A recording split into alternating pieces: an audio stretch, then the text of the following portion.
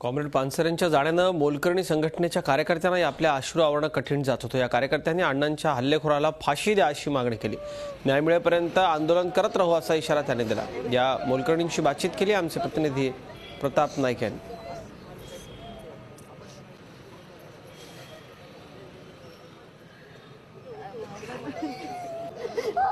ज्या गोविंदराव पानसरे सरांनी आयुष्यभर कष्टकऱ्यांसाठी काम केलं, त्या गोविंदराव पानसरेंचे अनेक अनुयायी या ठिकाणी दाखल झालेले आहेत। माझ्या पाठीमागे बघू शकता की लाल बावट्याचे हे सगळे लोक आहेत, मोलकरणी संघटनेचे हे सगळे कार्यकर्ते आहेत।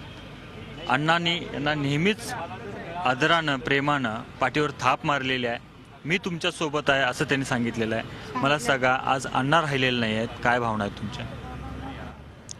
आमची अशी भावना आहे की आमच्या अण्णावर ज्या हल्ला झालाय तसं की नाही पकडून तिने इथं आम्हाला त्या कुणीचे हल्लेखोराला पकडून आणावं बघा आणि त्याला फाशीची शिक्षा व्हावी असं आमचं म्हणणं आहे।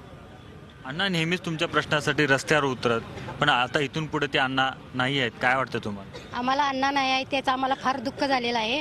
तरी बी अण्णा नाहीत, खरं अण्णा आहेत म्हणूनच आम्ही जगणार आहे आणि अण्णाच्यासाठी आम्ही खूप आंदोलन करून मोर्चा काढून आम्ही रस्त्यावर उतरणार। जे आता आमचं अण्णाने अर्धवट ते काम ठेवलेलं आहे, आम्ही हे सगळ्या महिला मिळून आम्ही हे सगळं काम त्यांच्या पाठीमागं आम्ही पूर्ण करीन हे आम्हाला वाटतं।